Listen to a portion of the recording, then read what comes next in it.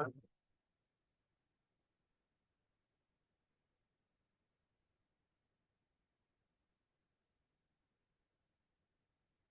right, testing. How we doing volume? Everybody good in the back? Looking at our IT folks, we're good online too. Thumbs up, good. All right. Well, welcome everybody here in person. We've got about, I don't know, about 35 people in the room here, full of academics and agency and elected folks. So I'll do some introductions here real quickly, but wanted to draw your attention to the slide. Kind of the idea for today. I'm in the opening remarks spot, so we're on target. That's good. I will transition over to Dr. Laura Johnson with the National Center for Water Quality. She's going to give us the nutrient loadings from the MAMI and other awesome words, as we know and expect from Laura. And then after that, we will transition right away without questions. Just to make sure we're on time, we'll transition to Rick Stump, Dr. Rick Stump with NCOS, for the National Center for Coastal Ocean Services. And he's going to give you the forecast. The forecast actual press release coming out of NCOS will be at noon, so it'll be officially out. So folks on this webinar will probably hear that number a little earlier than the rest of the folks at noon. And then what we're going to do is after Rick gives that forecast, we will open up both the room here, but online for questions. What we're hoping to do, because that HABs forecast comes out at noon, and we know a lot of media folks want to get stories out related to that, we're going to open the questions initially to folks from the media circle there. And so that we can get those questions asked and answered as soon as possible. If we don't have any media questions coming in right away, then we will turn to just general participants that are on the webinar, and we'll kind of bounce back and forth. So that'll go to roughly noon, and then at noon we will shift over, and we have a great guest with us today. So the director of the NCOS, so Sean Carson's with us today, and just going to talk about just what's going on in NCOS and in NOAA and all the tools and services that are coming out of there. After Sean's done, I will step up, and as you can see from the slide, I'm going to really just give a real high-level update on a lot of the research that's informing some of the management decisions and the behaviors in the basin here in Ohio, and more specifically in the Maumee River. And then after Sean and I are done, we won't take questions after Sean, but when I'm finished with the HAB update, then we will roll into open questions again from media and from just the participants in the room and online. So that's kind of the way we're going to roll forward. It never always goes seamlessly and smoothly that way, so we're ready to tackle any bumps in the road ahead of us. But I think we're gonna crush it. I just want to, as I'm looking across the room, those of you online can't see the amazing folks that I'm looking at here, but we have DNR in the room. So thanks for having a DNR representation in the room. We have the Department of Ag in the room. We have EPA in the room, and so they're here to support this forecast and all the research and amazing work that's happening on the ground here. And so we have great agency presence. We also have NOAA in the office, so not just NOAA NCOS, but we have some of our phenomenal research scientists from the NOAA Galero shop. So we got Reagan Herrera and Craig Stowe in the room. It's great to have you here. So that's some of the folks that are in the room. We also have a USGS presence. As you all know, a lot of the forecasts, the data that comes from the National Center, we need flow data for those nutrients. And so having USGS in the room is critically important also. And then the rest, as I look out, is just this phenomenal gaggle of our academic researchers from across the state. So I'm seeing pretty much presence from all of our 14 four-year state-funded institutions and beyond. And so it's really nice to have our state and federal agencies in the same room with the academics. But everybody online and in the room also needs to recognize that we're just not sitting next to each other. What I've loved about Ohio specifically, but also in this HABs nutrient loading space, is there's just great connections and collaboration from these state and federal agencies with the academic institution. And so we have that amazing group sitting here in the audience. We also have some private sector group in here. So Limnotech sitting in the room with us. Limnotech plays a huge role in a lot of the efforts that are going on. I hope I did not miss anybody. I am scanning. Oh, we have USDA in the room also. So I want to make sure that we call out USDA, and a presence from the International Joint Commission. It's also here. And we have presence from the Great Lakes Commission and the HABs Collaborative. So it's just an amazing group of folks sitting in the room here today. What I want to do before I call up Laura to give her presentation is I do want to just recognize some of the elected officials or the offices that are in the room today. So I'm going to actually hand a microphone to these individuals so they can say hello. So the first one that I'm going to pass it off to is Ray Polenta with Representative Max Miller's office. Thank you, Chris. Just happy to be here. We always appreciate all the information we get, all the employees here. So Congressman just to be here, but thank you.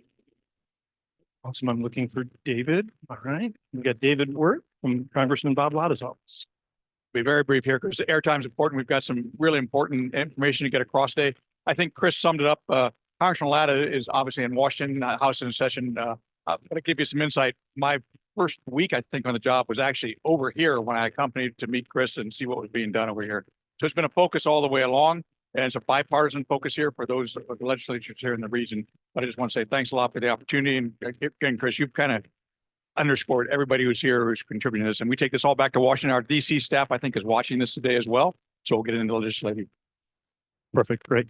As I'm walking back to Emily Krause, I'm also walking by Mike McKay. So we have University of Windsor. So our Canadian friends to the north are also in the room. So that's fantastic. Emily, please. Thanks. Erica Krause from Senator Brown's office. Senator Brown also couldn't be here today, but he wishes that he could. And I agree with David that Chris put it very well. In Ohio, one of the things that we've done really well is show that you don't have to choose between the environment and the economy. As the senator always says, we've found that with our farmers, Ohio workers, Ohio researchers, all working together, we can do both and support both. And we're doing that every day. So thank you all for your great work. I think I said Emily. I think I'm sorry about that. No, geez. Before we get going, I just look around the room and in the back of the room. I don't know why they always sit in the back. Is the amazing Sea Grant Stone Lab staff here today? So this event would not be able to go forward with the help of all the folks sitting in the back of the room. So that's awesome. Thank you for that. Good. All right. With that, Laura, you ready? Okay, come on up. Let's get you mic'd up and we'll get rolling into the next presentation. So no questions yet. You haven't heard anything. That's right. So be patient.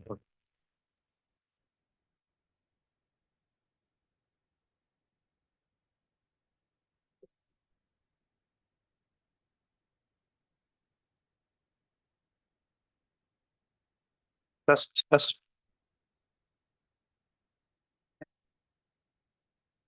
all right. Let's get the slides. Look. Can you hear me? That's a pretty nice light.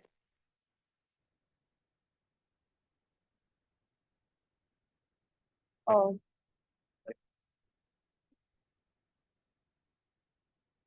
All right, everybody. So Dr. Laura Johnson, who clearly needs no introduction, but the director for the National Center for Water Quality Research based out of Heidelberg University. And as you can see from the title, Maumee River nutrient loading from 1 March to the end of July 2024. So Laura. all right. Awesome. Hi, everyone. Thanks for being here today. And thanks for having me. It's a personal challenge of mine to make sure I at least get one good picture of the Maumee River between the last time I give a talk and the next time. And so this one is from last July. Clearly it was at dusk, so the picture quality is not the best, but here we are. So I'm going to tell you all about what we've been finding in the Maumee River over the past few months, but I thought it would be nice to remind everyone why we focus so much on the Maumee River. So this is a map that's showing all of the major tributaries that go into Lake Erie. If you see me give a talk, I love this map, so I show it a lot. But the thing you note is that the size of the arrow has basically correlated to the size of the loading input into the lake from those different rivers. If you go to the largest, widest arrow, you were probably looking at the Maumee River, which comes into the Western Basin. And in fact, it is the largest input into Lake Erie. And it is the largest input. It's a little bit bigger on this map than the Detroit River or Huron Erie corridor here. And what's important to note, though, is that the Maumee River is really contributing a fairly small amount of water into the Western Basin, but nearly half of the TP, or maybe not a little bit more, depending on how recent your data is. So that's why we focus so much on the Maumee. There's a lot of inputs coming in from there.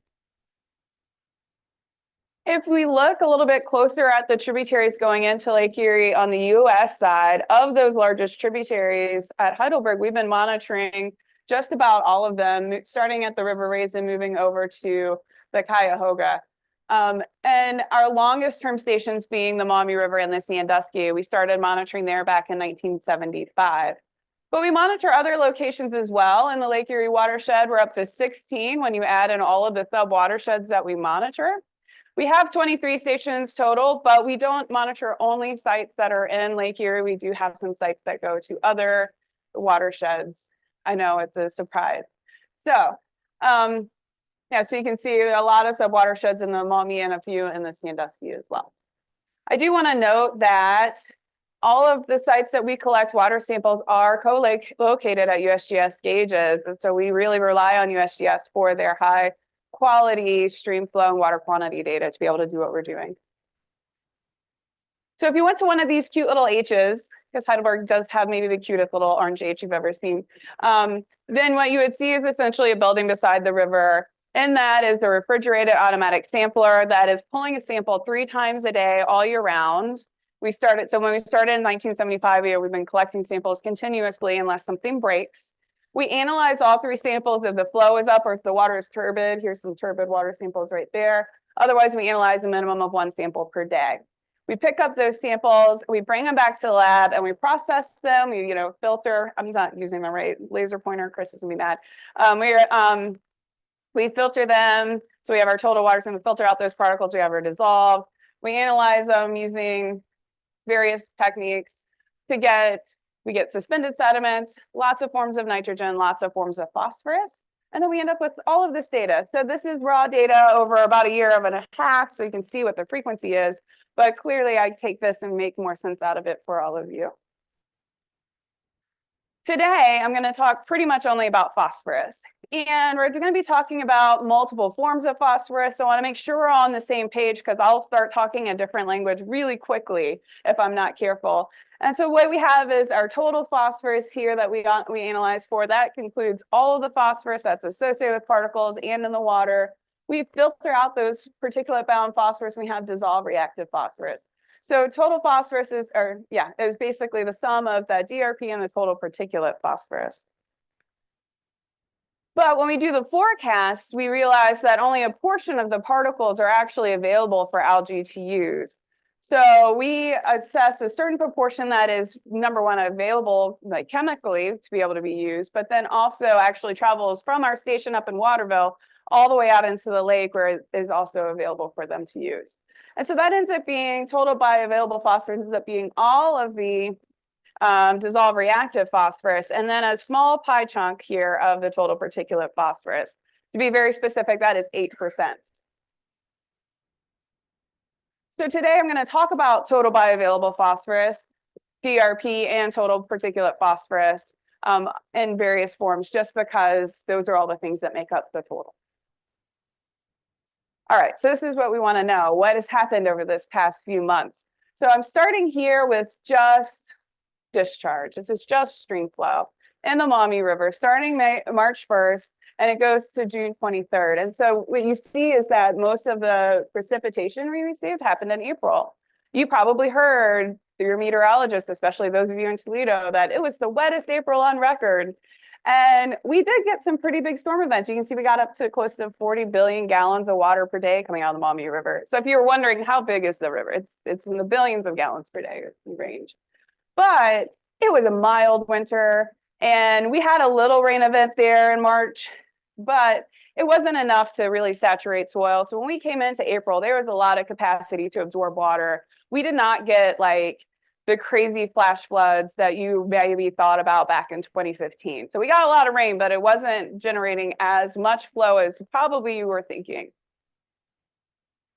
When we look at our concentrations, you can see we are classically non-point source. That means that concentrations increase with every storm event. And they increase to roughly a similar amount, somewhere between 0.12 to 0.14. There's a little bit more in these earlier samples here because that's rain on uncovered ground. We get more particles when that happens. And that affects this total bioavailable phosphorus concentrations. But what I want to point out is how small that these storm events were and how concentrations still increase to the same amount, even for those small concentrations or small storms.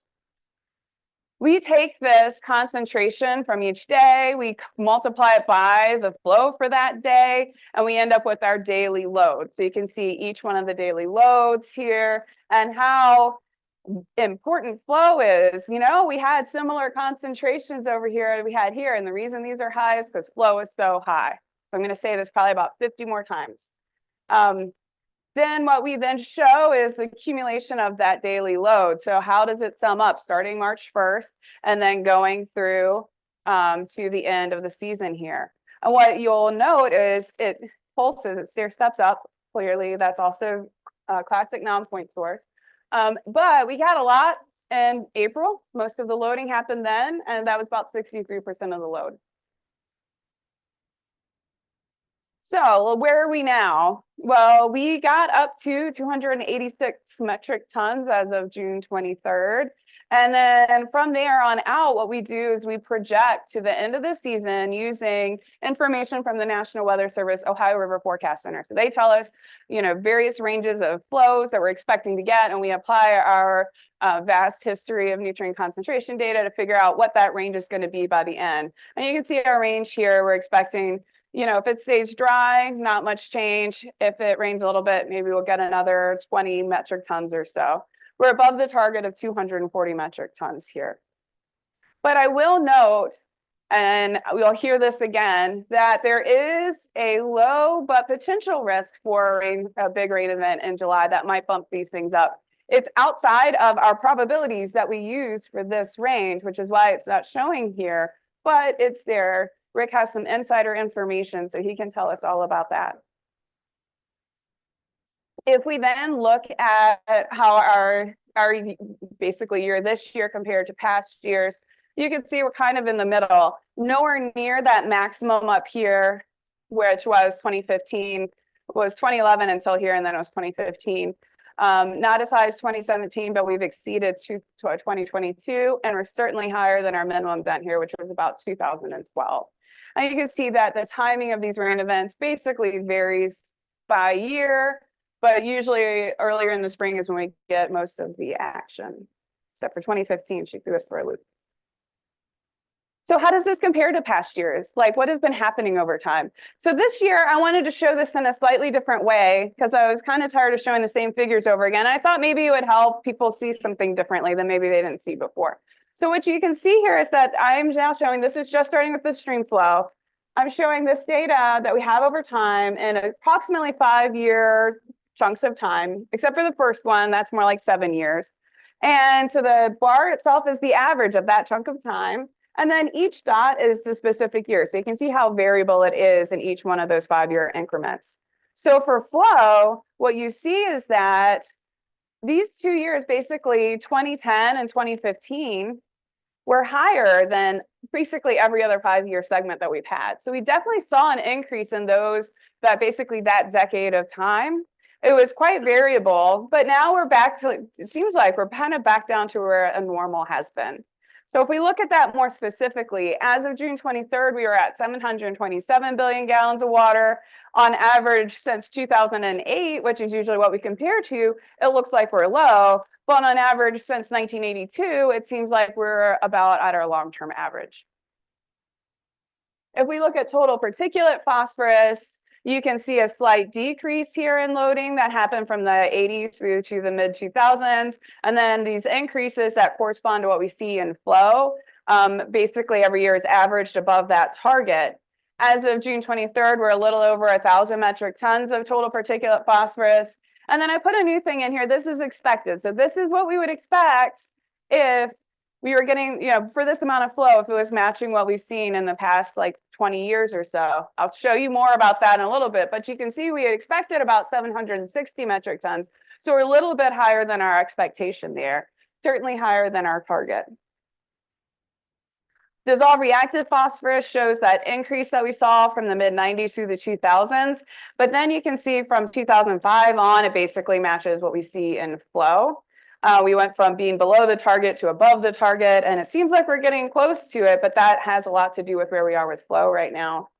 As of June 23rd, we are at 202 metric tons. We expected 203, so that's kind of right where we were expecting, but we're above the target just a little bit. Remember, we're not at the end of July yet, so that's always something to keep in mind. If we're already above the target, we still have it's 5 weeks to go. So I said a lot just a minute ago how, but these loads since 2005 look a lot like flow. And the best way to then correct for that, to look at these trends, is to calculate flow weighted mean concentrations. These concentrations are basically load divided by stream flow.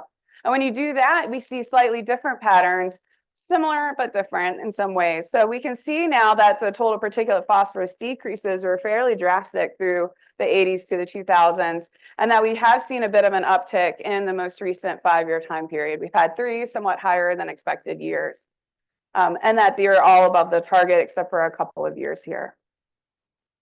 No. I always forget that I have pop-ins nonetheless. So you can see this year at about 0.464, the average, which is above our average and well above our target for total particulate phosphorus. For dissolved reactive phosphorus, you see the increase that we normally see from the 90s through to the 2000s. And that really, since around 2005, we've kind of been about the same on average. There's a lot of variability within each year.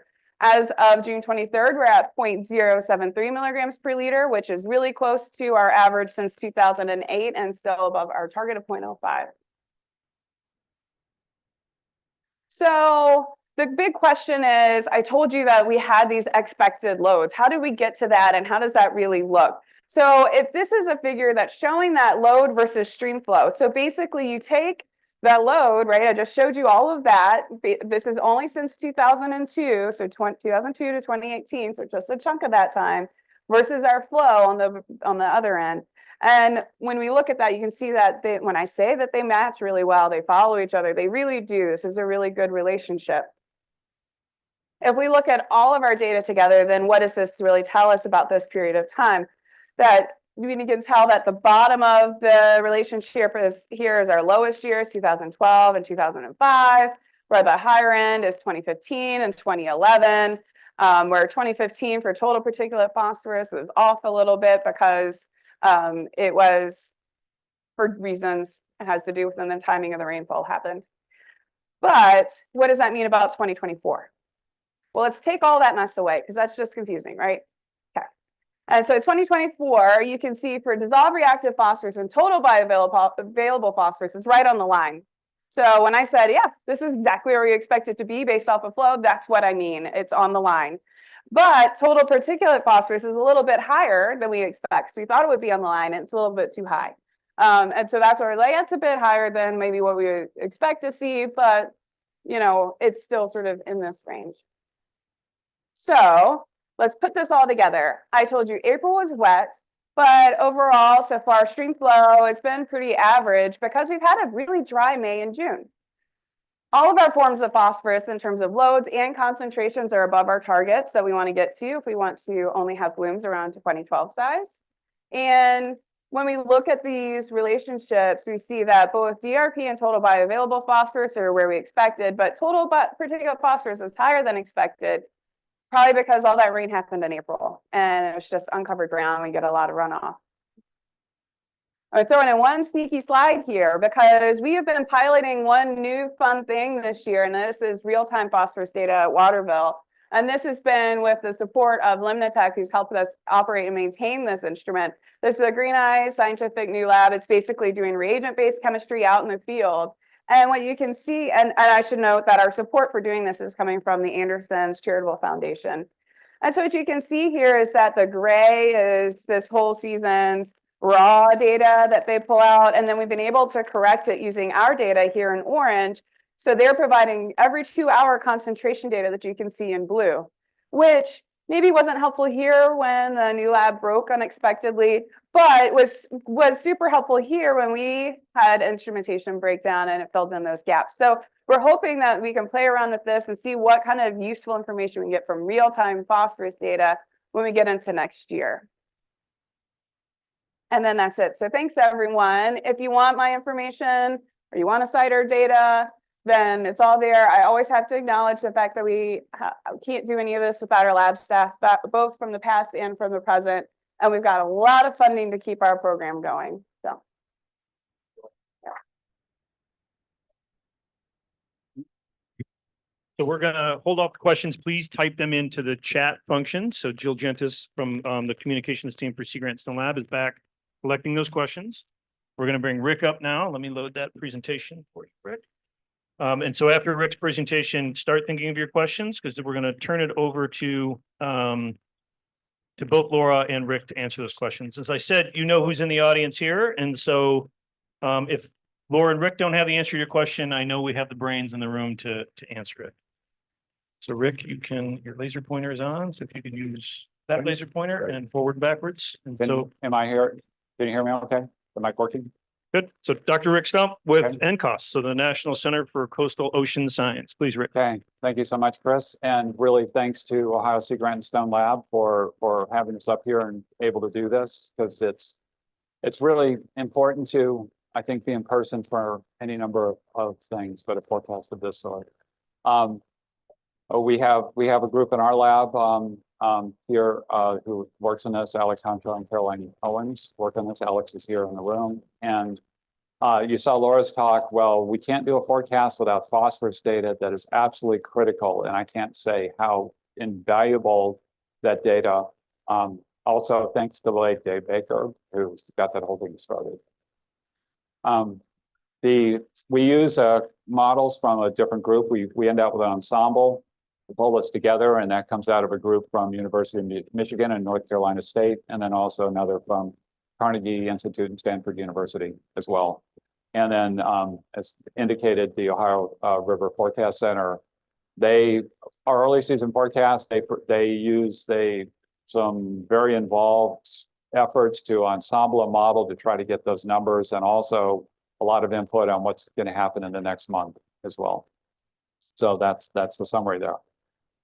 Give a little bit on the backside. We've been monitoring the bloom with satellite data for over 20 years now, and this shows the peak for different years. This gives a context of key data, because you need to know how big the bloom is if you're going to say what you expect it to be. And I'll note also a lot of variability between years. Laura mentioned 2011 and 2015. Which were exceptionally large blooms. In fact, 2011 had ended out well past Cleveland in October. But also notice that there's a lot of variability. Those are extreme, but take a couple of years like 2013, tended to stay right in on the Western Basin, unfortunately, the Ohio coast. Whereas 2017 at its peak, it was across the lake all the way into Leamington. Very different distributions. And that does happen every year. And so when we do a forecast, I can't emphasize enough, and I'll repeat this at the end, that it's not the whole lake, it's not the whole Western Basin, it changes through, it moves with the wind. So there should not be an assumption that this is the way Lake Erie is going to look. It's not going to be covered in toxic green slime from Toledo to Buffalo. Very important to understand that. The recap from 2023, it was the 12th year of our forecast. We forecast the bloom. The exact number was about a 3, but we said it could be up to a 4.5. That was an underestimate. You can see we were actually 5.3. That was a little smaller, a little less intense than 2022 bloom. And you can see, of course, how dramatically different those two were as far as distributions at their peak as well. So, of course, that was off a little, and the question would be, well, why? What's going on with that? Well, we developed the index initially in the forecast in 2012. We did an update in 2020 after 2015, and these blooms have been changing, or they've changed. So in the first, you could think of, we have 2 decades of data. In the first decade, as an example of 2010 and 2008. The bloom, cyano started growing maybe even in early July, but it really didn't kick off very much until late into August. So a very slow kind of sitting around and then big peak going up. Whereas if you look at the last couple of years, bloom developed in July and was going along, got closer to its peak for a longer period of time. So very different pattern. Our severity metric takes into account both the biomass, and it's the biomass over, it's a little odd, the peak 3 10-day periods. So we look at it over the season in 10-day periods, and the 3 that come up with the largest number are what we use for that. So there's a duration component to that. So you can see, picture, if you have a very peak bloom, you're going to have a very different result than if you have what might be a plateau. And that's a shift here. And so when we developed a severity index, we were working off of this more peak system, and we're now going to more of a plateau. that would lead to an underestimate of, as a result, for the severity. Of course, another concern here is the start on early July, and they say, you know, foreshadowing is a sign of quality literature. So this is early July here. There's a foreshadowing. So with our model, we have changed our update. So our original calibration was going up using the whole time period. We've now shifted to 2012 to 2023 to calibrate on the biomass. We've also adjusted to compensate for the severity shifts as well. So we think we're closer. I will add, there's still another piece we don't understand. There seems to be more of the phosphorus going in the lake seems to be being used. And we're working on that. We're working with actually with Reagan Rare, Craig Stoic, our Glero lab, and also with our colleagues, Justin Chapin at Ohio State here, Tom Bridgman. There's a whole group who are working on the nutrients and trying to put the different pieces together as well to understand. So there's another piece we don't, but a key part is these shifts in how the bloom works. So we're hoping this will actually pick up much better, that we're going to capture the bloom. Laura, this is a recap of Laura's slide. We started off wet with a high flow in April. It came down to near normal rainfall, and we're now relatively dry. There was at least rain yesterday. And of course, we will be watching July closely. We're expecting, our best estimate is we don't expect a whole lot of additional nutrients, but there's this qualifier of what we're calling a low probability, high risk event as well. And this is what the forecast for July looks like: above normal temperature, below normal to below normal precipitation. So the issue right now is there's on the temperature outlook, everyone heard the heat dome that developed just this past week. That sort of structure may continue or reappear in July, and that edge is going to be up in this area. That produces a break between that and another high pressure in Canada. And so if you get a disturbance off the Pacific, atmospheric disturbance coming through that corn belt in Iowa and those areas, a lot of evaporation from corn, huge amount of evaporation actually creates local weather. So there's a potential that that could come in and produce a high, very high rainfall event. Not catastrophic flooding like they saw in Iowa last week, but we could see 4 or 5 inches of rain in an event. Now it's low probability, but that's what we'll be watching for. And we've run numbers on adjusting the model if that happens as well. But that's the event we're concerned on. What we're expecting is that shouldn't happen, but we need an awareness of that. And of course, if that happens, we will track that very closely with Laura, and we will do an update at the end of July or to make sure we cover that. Overall, again, we're at 286 metric tons of phosphorus. That's a little above 2022 and 2023.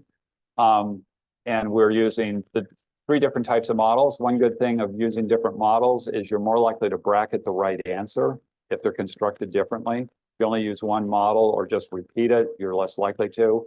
So this gives us a better chance to do it, to incorporate these. The 3 models all have similar behavior under this similar loading conditions, and you can read the text. I'm not going to explain all the terminology, and most people probably aren't interested in Bayesian, statistical, linear, well, right? So forecast now is we're looking at a bloom at neighborhood of 5 and predicting a moderate to slightly larger than moderate bloom, 4.5 to 6. That's the red bar, the wide red bar here. This is associated with the loads. It's given how similar the loads are to 2022 and 2023. It's not necessarily a surprise there. July tends to matter more overall, so the timing and the season makes a difference. The fact that we had a lot of this in April, if we stay in July, we presumably should be close to right in here. That thin bar is to capture that bit of uncertainty that we have. If that low probability event does occur, we could get up to a 7 on this, which might be a bit higher than 2022. And key thing on July is the timing of how they show up. this is again what the two blooms look like in those years, and they are radically different in location. And so that, unfortunately, we don't, we can't yet forecast where it will go. We are actually starting with our actually wind forecast going out 35 days, and we're starting to look at that and have some indication that they actually have some skill, remarkable as that is. Now, there's no skill at telling you whether it's going to be a windy day next Thursday, but the overall patterns are what we need to know for this. It's not whether it's going to do that. And there's some skill on getting those patterns right, which I think you can appreciate. Are we going to tend to have northerly or southerly? So we're going to work on that, because it would be most, I'm sure, all the people and you pick Ontario, Michigan, and Ohio, and would really like to know, the Ontario people would really like to know, are we going to get south-southwest winds? Because that puts it in Leamington. Ohio would like to know, are we going to get those northwest winds? Puts it on Ohio. And Michigan wants to know, are we going to get this south or easterly winds? That puts it there. And right, that's one we would really like to get to, because that would also tell better how much of the lake's going to be impacted. So that's an area where we are working on with our group and our model. Now, I mentioned, early July, and we have a bloom starting now. This is from Monday, and off Monroe, there's scum. There was scum off Monroe. It's not huge now, about 20 square kilometers from satellite, but it has actually started up in that area.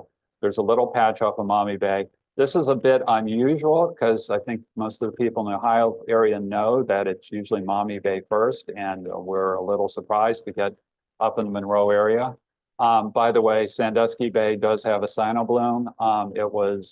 It's a mixed bloom right now. It's not unusual. Well, Sandusky Bay has become incredibly complicated in the last 2 years. Before 2018, they had a plankton bloom every year from May to November. And then it stopped. There's a question about whether the dam removal had a bearing. There's not a clear answer on that, but it's definitely has a developed bloom right now. The only concern that for outside there is if you get a stronger flow event, it may push water out into there if there's a heavy rainfall event. Otherwise, it pretty much stays in Sandusky Bay. But yes, there is something starting here now. The water is warmer. That's probably part of the reason. The early starts, though, are not as simple as the lake's warmer, therefore it starts earlier. Keep in mind, we're dealing with live organisms, and there's also competition. There's a spring diatom bloom of good algae, the stuff that is great for walleye and perch, well, going up the food chain. And so there's interactions. They grow faster and better than cyanos, but they need it windier, and there's competition here. So there's other things going on. We're working through that. So it's not a straight warm water means earlier blooms. It's how do we deal with the ecological interactions that lead to that. So I emphasize, while the warmth has a bearing on this, it's not enough to explain the whole thing. But yeah, the lake is definitely warm at this point. We do forecast the bloom through the year. So if anyone's going on the water, we show where it is from satellite, every clear image. We can't see through clouds, unfortunately. Today, hopefully we'll have a clear day. We'll have good imagery. But we do forecast that. We run it out 3 days in advance, and where the bloom is. We also have a forecast of the likelihood of scum or the mixing of the bloom through the water. So if the bloom's on the surface, it's bad for recreation. If it's in the water column, it's bad for the water intakes. So 2 very different scenarios. The QR code will get you right to our site, and we update that routinely. And if you want any updates on this, please subscribe. There's a link right on the page. So our forecast for this year, our 5 is at our likelihood range is between 5.5 and 6. And we expect that if we have pretty much the flow we forecast, which is below or close to normal flow. And by the way, regular precipitation in July doesn't turn into river flow because it's hot, it's warm, and corn and soybeans evaporate. So you lose, if you lose several inches of water literally in the month of July due to evapotranspiration from the plants. So it could rain 2 inches and that 2 inches will disappear. So just because you might get rain, like we actually got rain yesterday, doesn't mean there's a big flow event. You have to have that heavy, high intensity rainfall, not just the usual 4 inches we get in July. You get that. Areas with high concentration, anytime we see high concentration in it, if there's low wind, there's a risk of scum. And I can't emphasize enough, keep your kids, yourself, and your pets, your dogs out of the water, please, when there's scum. We don't need sick dogs. We don't need dead dogs. That's even worse. That unfortunately does happen. Please contact our website, and that's it. Thank you very much.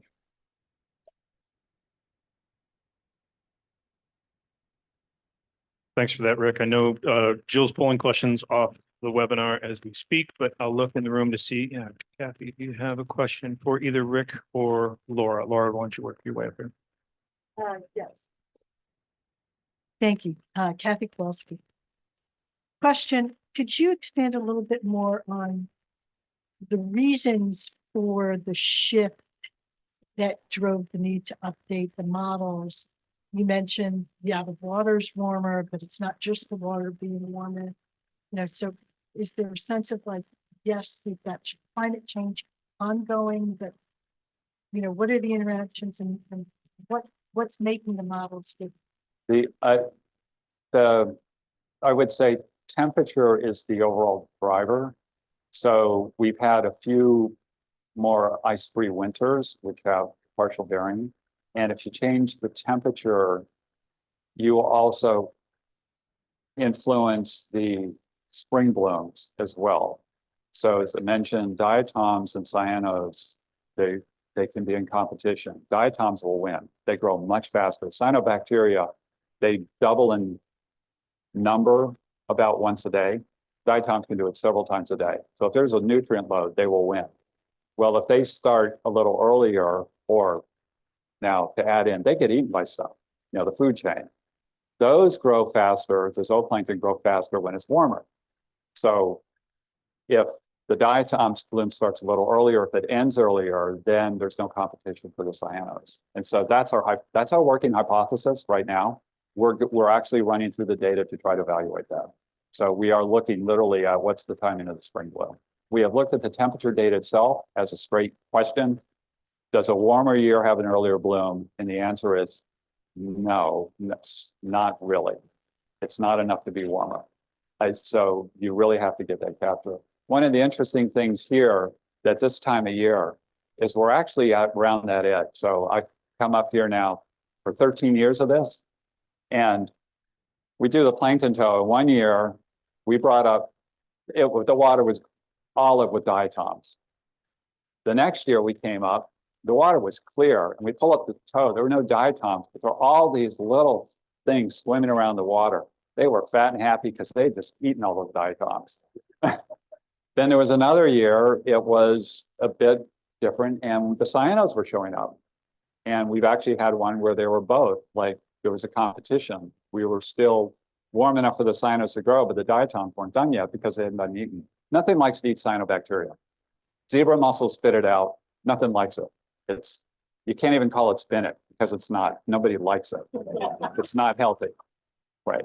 So that we see that as a critical factor in the interaction. Now there's other things.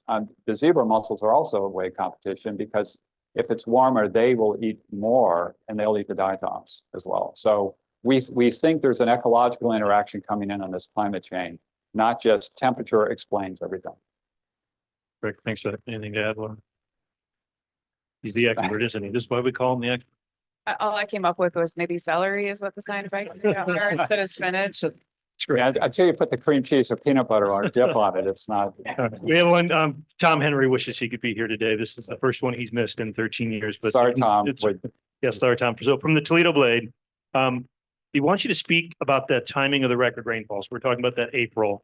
And more specifically, he says that he's worked with some folks in the ag community that said in years like 2019, where it was very wet, is the farmers couldn't plant seed and couldn't get out there to put any manure in. And so what have you seen, and maybe somebody in the audience after our speakers here, when you get those heavy early spring events, how does that impact, in your experience, in the presence of our producers on their field putting seed and fertilizer in?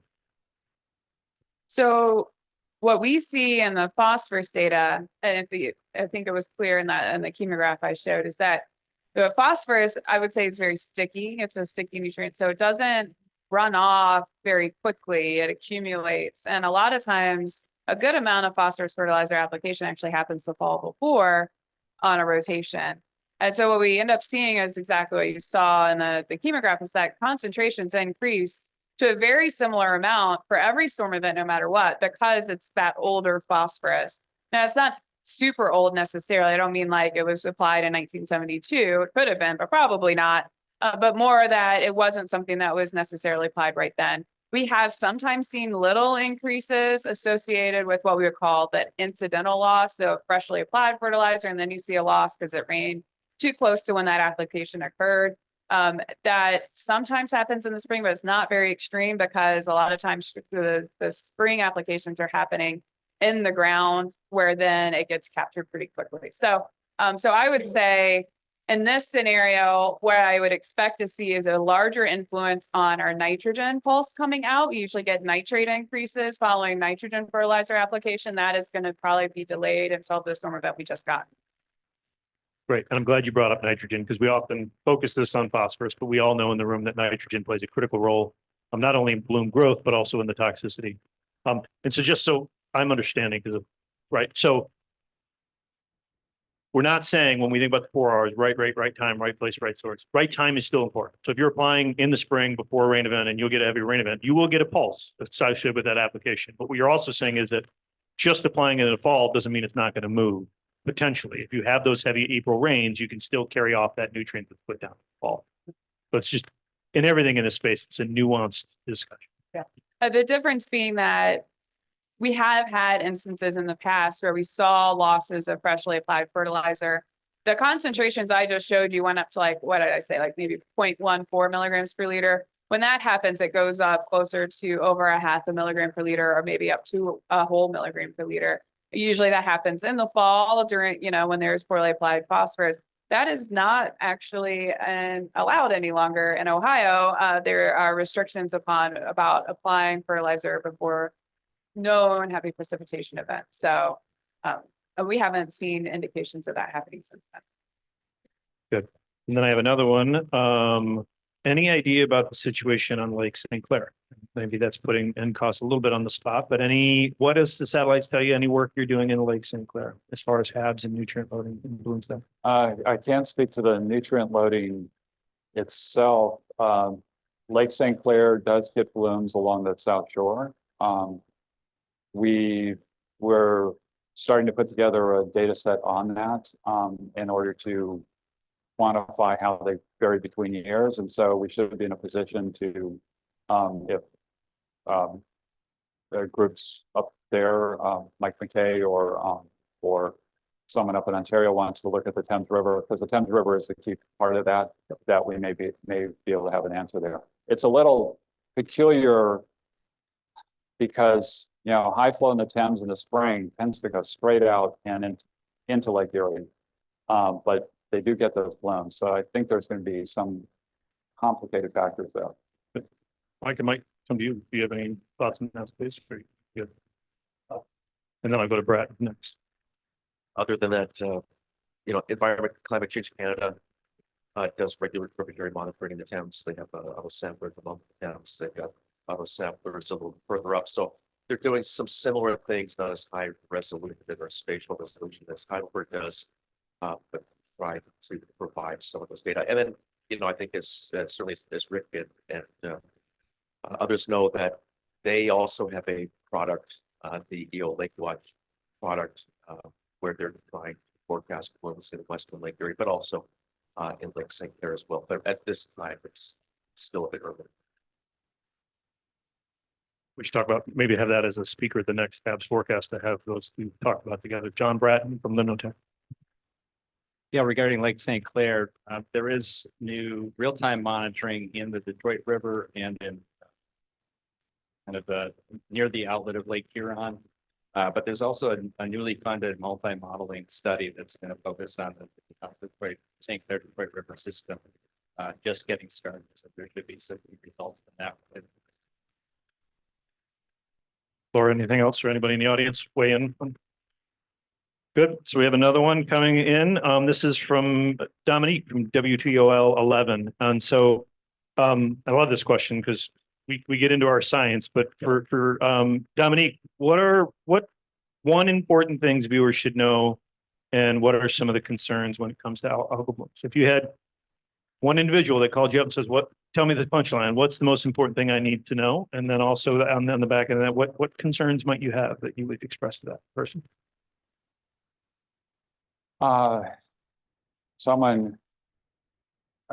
Probably one of the points I have here is that the bloom isn't all over the lake all the time. That's probably the most important message. And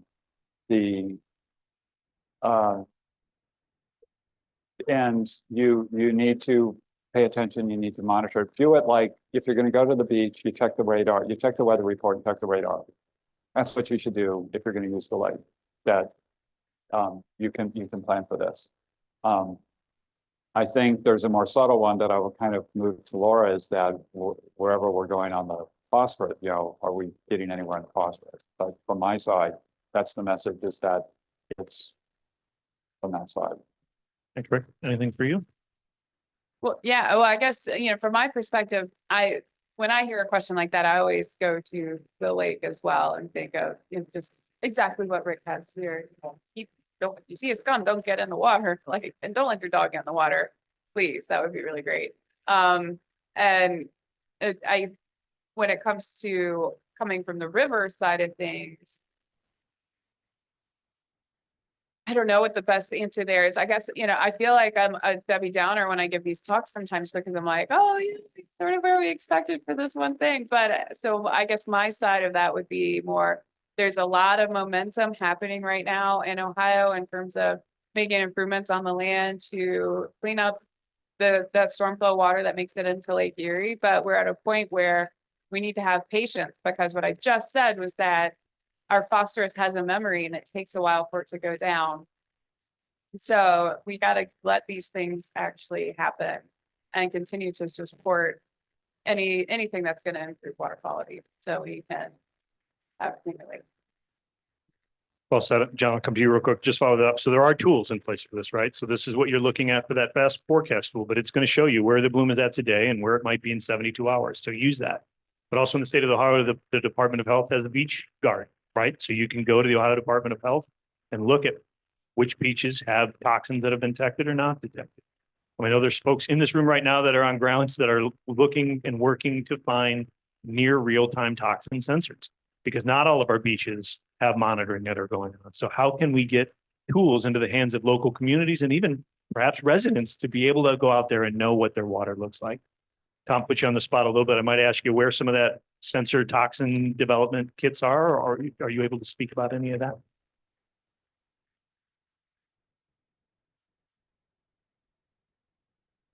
As far as toxin kits, there are newly developed technologies called Light Deck, which is a cartridge-based toxin monitoring system that can be used by beach monitors. Those are constantly being improved. They were not so great a couple of years ago, but they're improving, and they're increasing the number of toxins that they can detect. And Justin Chapman is really working on the project. Dr. Justin Chapman is the research coordinator here at Stone Lab. John, coming to you.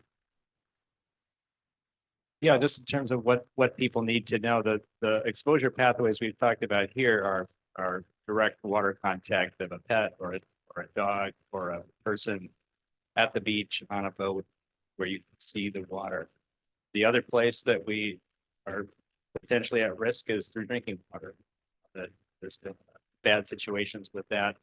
All of the drinking water intakes on Lake Erie, or almost all of them, are monitored by real-time sensors out in the lake, which allow those drinking water plant operators to know what the lake water is like before it gets to their plant, to know what it's like at night, to know what it's like on a cloudy day when they can't get a satellite image and the wind may have shifted. So the eyes and ears are out there. Keep an eye on this. People say.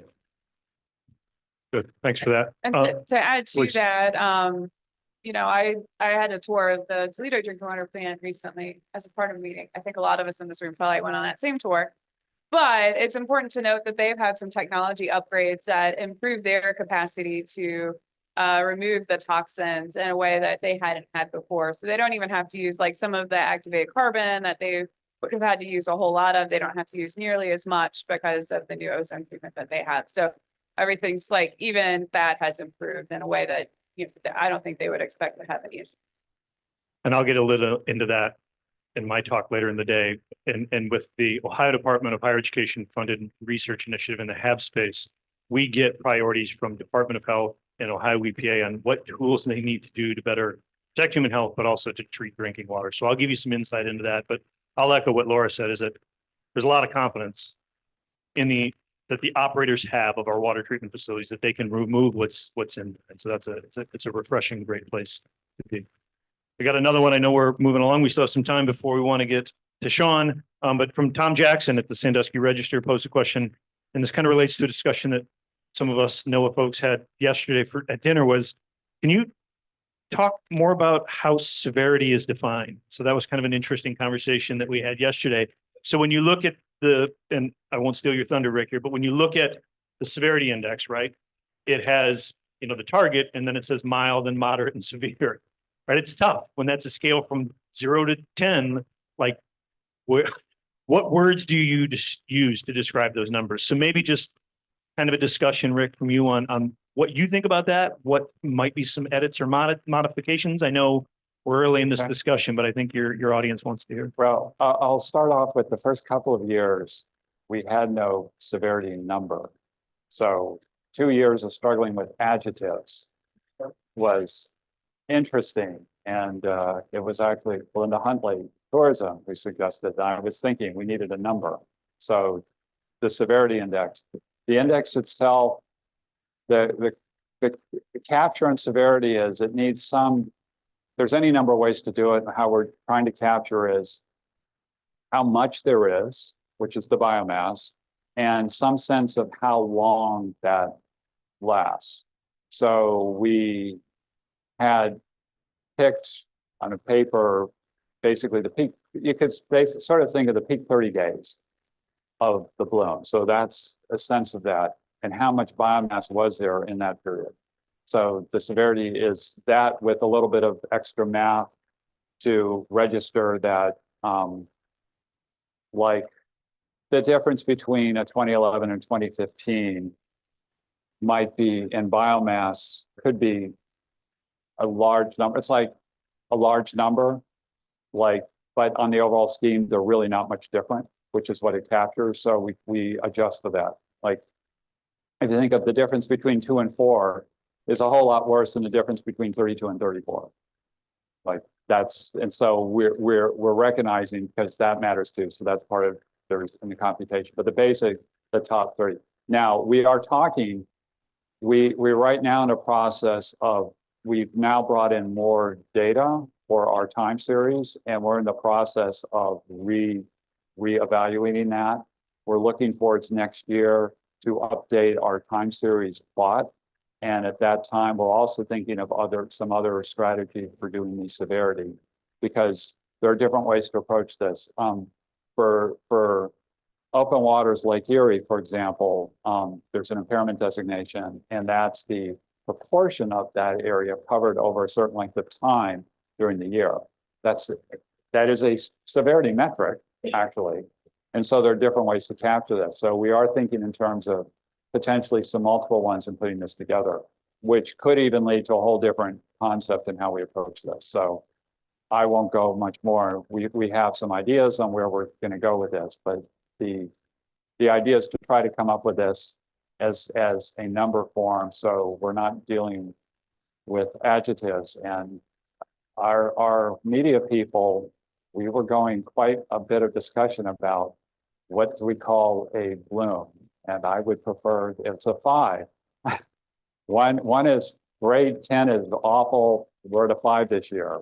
Moderate, higher than moderate, slightly moderate, a little more severe, a little less. They just don't work.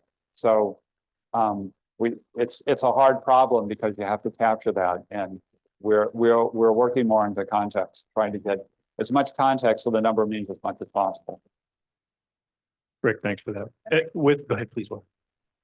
Well, I was just gonna add that I think one of the other challenges is sort of thinking of it geographically, like, you know, some areas of the Western Basin, especially like if you're near Maumee Bay State Park, while the bloom might be a 5 or a 7, that might be different overall, but probably Maumee Bay is having like a 9 or a 10 pretty much every year, right? So even if it is a 5, so there's some, you know, geographic referenced areas that are experiencing actually bloom that might be different than what the overall bloom is when it comes out. That is worthwhile to take into account, you know, just because, at least for my side of things, I'm sure Rick gets this as well. You know, I'll hear someone being like, are you sure this number is right? This just doesn't seem as high as what I'm actually experiencing. And I'm like, well, that's because where the bloom happens to be that year is on that southern part of the shore. And so that you're getting more than probably what somebody else might be experiencing. So I would think that's part of the challenge with the severity is sometimes you want to somewhat match perception, but it's like also you have to keep it in context for what you're seeing at a larger scale. Yeah, just to add into that, we could run a post analysis of how it was, like Maumee Bay would be this, and then the islands might be a different number. The wrinkle on that is we can't forecast that. And so we're a little hesitant to do a retrospective on this, although we could and say, well, so someone could say, yeah, okay, I thought it was horrible in Maumee Bay and it really was. But if we can't forecast it, we have some hesitancy on trying to do that granularity. Great. I'm seeing there's still questions that are coming in and I see those. So Tom Henry, I see you have another question, and Pete Krause, I see him coming in, but we want to get to the next speaker. So again, we're going to do 2 more back-to-back talks and then we will open it back up for Q&A.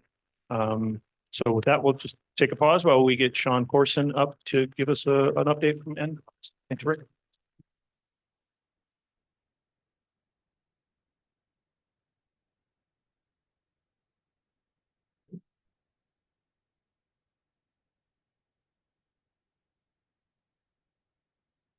All right. So Laura, 1972 is old phosphorus. But legacy, I guess. Okay. Okay, great. All right, thank you. So I'm Sean Corson. I'm Director of National Centers for Coastal Ocean Science with NOAA. Really glad to be here at the Stone Lab. I want to thank Chris for putting this on. Sea Grant, Ohio State University, fantastic. Had an opportunity to spend the night here last night and learn a little bit about the lab. 100 years in the making of advancing science for the Great Lakes and producing the next generation of scientists. So nice to be here. We need more people working on HABs and hypoxia and those issues here in the Great Lakes, and particularly in Lake Erie, and Stone Lab is getting us there. So thank you. So this talk, I'm going to summarize actually a lot of the things that have come up already. But I'm going to look at overall the kind of broad structure of how the forecast is produced, touch a little bit on some of the environmental variability, and then some of the technological advances that we're starting to employ to keep up with that variability as it goes forward. First question might be, why is federal government here? What are we doing? What are we doing here in Lake Erie today? And there is something that's been mentioned earlier, the Harmful Algal Bloom and Hypoxia Research and Control Act, mellifluously known as HABARCA. And that act not only gives us an authorization, but statutory direction. And it basically says, NOAA and EPA, you should coordinate HAB and hypoxia work all over the country. The way we do that is through this interagency working group. So we're overseeing 16 different federal agencies' efforts to address research, control, prevention, forecasting across the country. The rough split is that NOAA is generally in the tidal areas, estuarine environments, coastal areas. EPA is for the most part in the freshwater areas, except for the Great Lakes, where we collaborate very, very closely. Now, if we only talk about the federal side of this, we're just listening to one hand clapping. So a major theme that most people have already touched on is that the only way this works here in Lake Erie, and I got to say, the work here, my office, we have a national perspective on this, and so we're working on HABs and hypoxia issues in the Gulf of Maine and Gulf of Mexico and Pacific Northwest, Alaska, all you name it. And EPA is certainly focused broadly across the freshwater systems.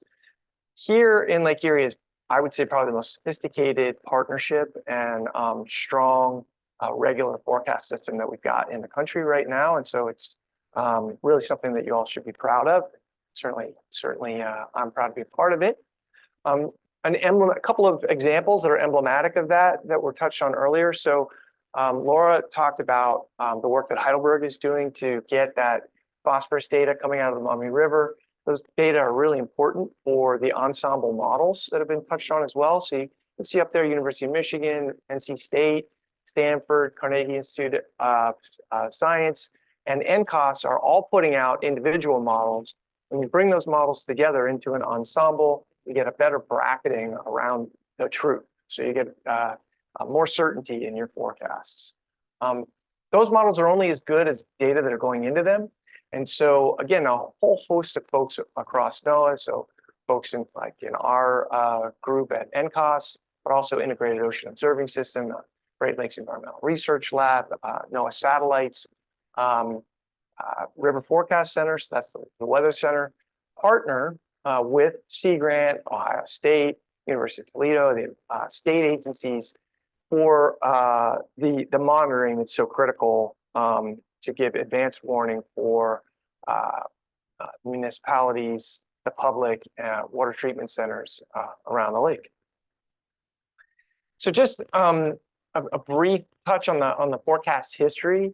If you look at where we started, before the first forecast came out, the Great Lakes Restoration Initiative provided a little bit of funding to NCOS for folks like Rick and now Alex, Dr. Hanshaw, to develop algorithms to be able to look at harmful algal blooms from space. This is something we take for granted now, but this detection technology is really the basis, the foundation for a lot of the work that we do to provide the forecasts.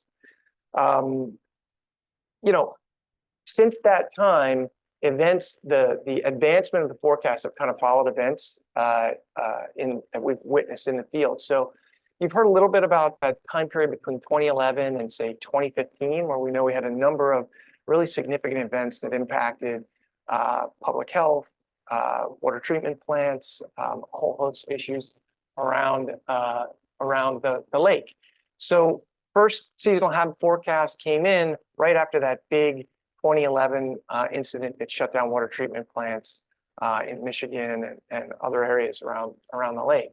The severity index is something that we talked about. So 2014, another big event, shutting down water treatment plants in Toledo. And people felt, well, we need a way to characterize that. We need a way to understand that. So our whole forecasting system evolved by putting a severity index in place. And then early season projections, we started hearing from folks that needed to develop to prepare in advance for events that we knew that were coming. Can you give us a little sneak peek in advance that maybe not have the same level of confidence, but to help us prepare? And so those early season forecasts kicked in 2015.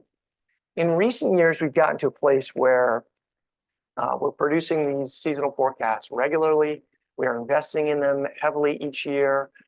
They're the kind of thing that the public and all of our partners have come to count on. And we've made great strides so that we don't get caught off guard by significant events. So Rick already touched on the fact that in the early days, we had just one day a week of overpass by satellites. Now we're looking at every single day. We're getting snapshots of what's happening in Chesapeake Bay. Similar, we've got 3D mixing models. And so recent research is indicating that sometimes these blooms may be starting at down by the bottom of the lake. Sometimes we know that there's challenges with them up at the top. Whether you're looking at beach closures or water intake issues, you need to know what's happening throughout that Z dimension or the three-dimensional water column of the lake. So let me just take a quick look back. We've come a long way over the last 10 years. This is just a snapshot to remind us of where we were 10 years ago when we had a significant concentration or bloom right around the Toledo intakes. In this case, you know, we were we were certainly caught off guard, and in fact, the result was that hundreds of thousands of people lost access to drinking water. There was significant economic impacts as well as public health impacts associated with this. So when a treatment plant like that comes offline just for a weekend, it costs millions of dollars to deal with that. So I believe it's $4 million to address this particular instance. If you look at the economic multipliers associated with beach closures, recreational industry, tourism, fishing, it's estimated to be about $65 million just from this one weekend incident in 2014. So not only public health concerns, but they're real economic impacts for the counties in the Western Lake Erie area. So one of the things that I've talked a little bit about that three-dimensional modeling and ways that we're trying to stay on top of these things, but there's changes afoot that were already talked about by some of our previous speakers. But I don't know if any of you have been out there on your way over on the boat and you put your hand in the water, you probably noticed it's pretty warm. These slides indicate that just looking at this year, the water temperature is already 2 degrees above the long-term average. And so we know that climate is changing. We know that this is happening in spades here in the Great Lakes region, and you can see that it's having impacts on overall water temperature for the lakes. Sea ice, another thing we talked about briefly, but very low sea ice in recent years. And so sea ice last year was the lowest it's been since 1973 across the Great Lakes. We're seeing an increasing number of years of no coverage across Lake Erie here. And while it might not be a one-for-one relationship, we know that things like changing rainfall patterns, changing land use patterns, shifts in water temperature, changes in sea ice concentration are related to what's happening with harmful algal blooms. Rick put up a couple of nice slides that showed the shape of those blooms and how that's changed over time from kind of a short, sharp, punctuated area where you've got a bloom that comes in, and those are stretching out. So the blooms are starting earlier, they're lasting longer, the peaks are wider, and so by some measures, they're getting worse. That part is, so by some measures, they're getting worse. Fortunately, we do have some new technology that is helping us stay on top of this. So you can see right there the Great Lakes Environmental Research Lab is deploying increasing numbers of surface measurement technology, collecting data from small boat operations. There's some really exciting work that's going on right now, supported by the Great Lakes Restoration Initiatives and NOAA, between NOAA and Monterey Bay Aquarium Research Institute, where we're looking at these environmental sample processors. So first or second generation of these, lab in a can, is where you can put this system over in a fixed point and get a sense of what the toxicity is doing at that point in time. So now we're not talking about the bloom per se, but really how toxic it is. This gets to some of that light deck technology that was mentioned earlier. The exciting new chapter for that is that these uncrewed systems, both surface systems and underwater systems, can be operated remotely and driven into plumes so that we can get a sense of what's happening with respect to toxicity while it's developing. Similarly, this hyperspectral imaging, right now we've got an interesting series of projects underway, both in the lab and out here in the field, to look at hyperspectral imaging. And what that can do for us is to be able to remotely distinguish between species in the lake. The more we can distinguish between algal species, the more we can tell which ones get more insight into toxicity. Ideally, we'd like to continue to take this from overflights on fixed-wing aircraft, which is pretty labor intensive, and bring that up into a satellite level. So the work that we're doing with the hyperspectral sensors on fixed-wing aircraft, ultimately love to see that transition into satellites. There's some satellites going up in 2028 and 2030 that will have, more than likely, will have ocean color sensors on them that can get at these kinds of questions. So the next big chapter is toxins, right? We're doing a pretty good job of staying on top of blooms and what that looks like, but moving into toxin probability forecasting. What is your probability of encountering toxins at a certain level in any given location in the bay? You can see how this would be really important for things like beach closures, or again, for setting up municipalities for dealing with water intake systems. At 8 micrograms per liter of microcystin toxin, that's when we start seeing the signs go up. That's when those closures start to occur. So if we can connect the forecasts to toxin projections, we'll be making great strides moving forward. The last thing that I'll touch on is HAB control. So HAB control is something that we're doing a lot, both in the lab and then trying to translate that into some certain areas out in the field. HAB control technologies right now are still fairly modest in scale. So some of the types of things that we're exploring both in the lab and in different locations around the country include things like taking very fine clay particles and putting those on the surface. You can aggregate certain types of algae around those particles, and then they fall out of the water column and become less available and less problematic in some cases.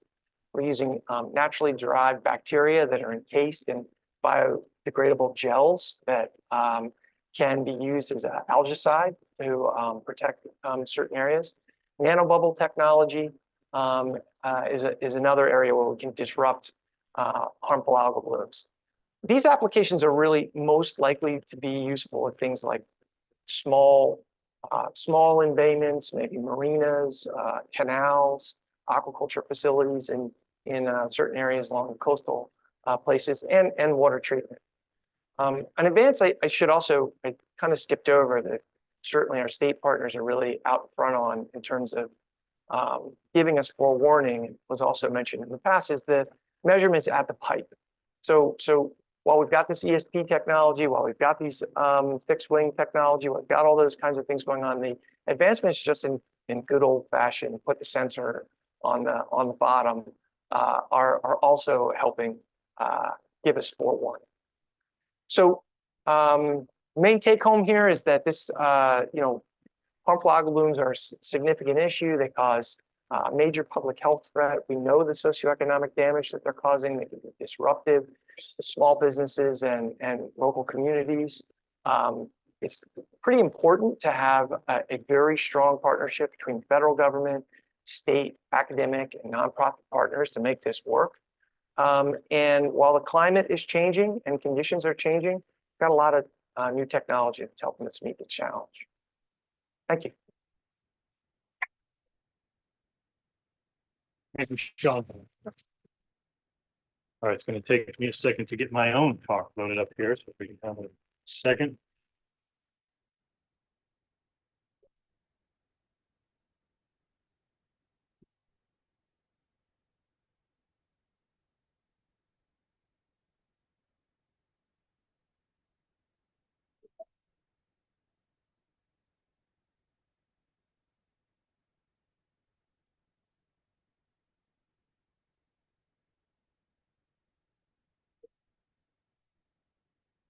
All right, let's try this out here. Took me longer to load mine because if I would have set it to the communications team earlier, they would have had it preloaded. But no, since I do my work the midnight before the conference, that can't happen.